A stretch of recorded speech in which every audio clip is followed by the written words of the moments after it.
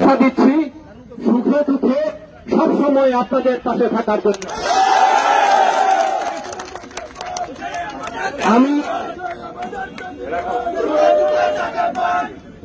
সন্দীপ আমার জন্মভূমি, সন্দীপ আমার মায়ের ভূমি। যে মা আমার সন্দীপে জন্মগ্রহণ করেছে, সে মায়ের সন্তান হয়ে আমি সন্দীপে আপনাদের মাঝে আপনাদের সাথে থাকব।